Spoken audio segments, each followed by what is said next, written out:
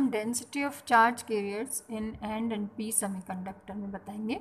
माना अर्धचालक में अशुद्धि परमाणु आयनित रूप में उपस्थित है। दाता एवं ग्राही परमाणुओं की संख्या घनत्व क्रमशः Nd एवं Na है।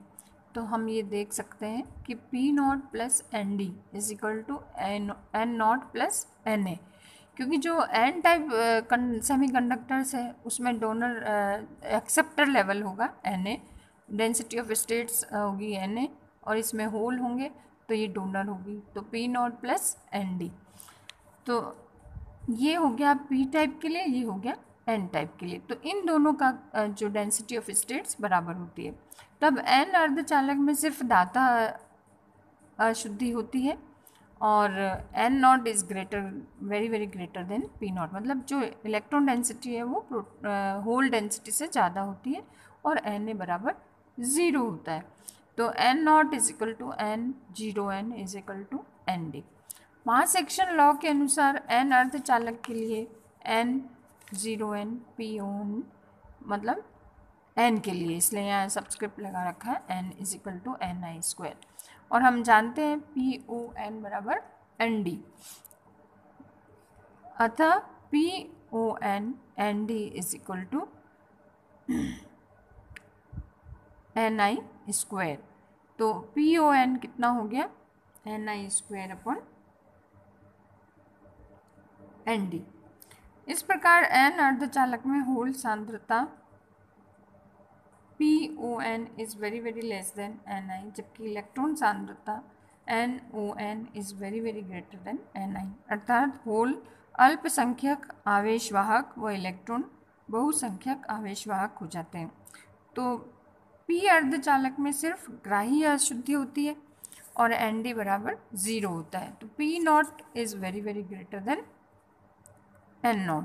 तो P0 is equal to POP is approximately equal to Na। तो होल सांद्रता ग्राही परमाणुओं की संख्या घनत्व Na के लगभग बराबर होगी।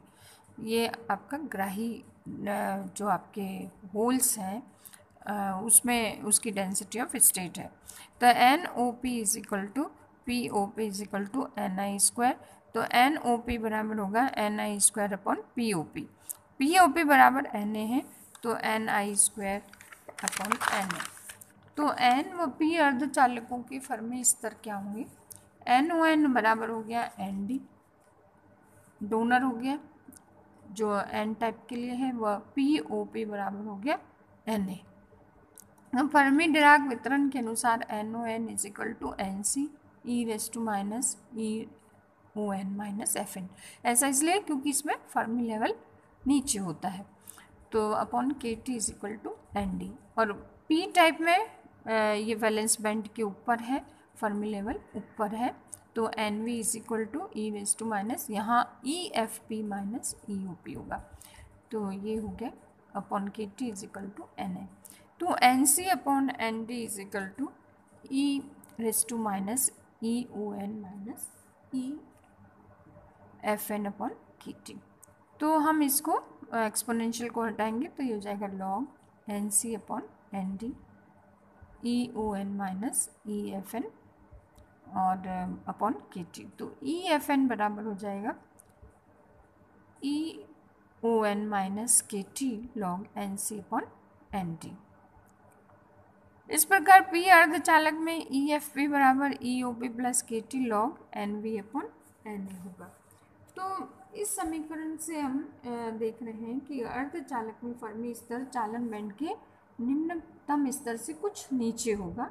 दाता परमाणु Ng बढ़ने के साथ वह स्तर EON के निकट आता जाएगा, वह ताप बढ़ने से दूर हटता जाएगा। तो P अर्धचालक में फर्मी स्तर संयोजकता बैंड के उच्चतम स्तर से कुछ ऊपर होगा। तो ग्राही परमाणु घनत्व बढ़ने से EFP और EVP के निकट आएगा, व ताप बढ़ने से यह दूर हटेगा। N व P अर्धचालक में फर्मी स्तर की स्थितियां हम बता सकते हैं कैसे कि ये आपका N अर्धचालक होगा, ये लोअर एनर्जी स्टेट है EON, और यहाँ पे आपका ये आ जाएगा कंडक्शन बैंड, और ये फर्मी लेवल इसके जस्ट नीचे, बीच में नहीं रहेगा, EFN, और ये आपका हो गया कंडक्शन बैंड का ECN। तो इसी तरह से हम, ये तो हो गया एन अर्धचालक, एन अर्धचालक के लिए बैंड। और पी के लिए क्या होगा अर्धचालक के लिए, ये संयोजकता बैंड हो लेवल है यहाँ पर, और यहाँ पे आपका ये हो जाएगा EFN, और यहाँ होगा ये आपका जस्ट संयोजकता बैंड के ऊपर यहाँ होगा फर्मी लेवल थोड़ा ऊपर, और यहाँ पे ये हो जाएगा संयोजकता बैंड FP। यहाँ था ECN आपका EFN, और यहाँ हो जाएगा EFP। मतलब यहाँ कंडक्शन बैंड फर्मी लेवल के ऊपर चला गया, यहाँ फर्मी लेवल नीचे हो गया और संयोजकता बैंड के ऊपर आ गया। तो ये P अर्धचालक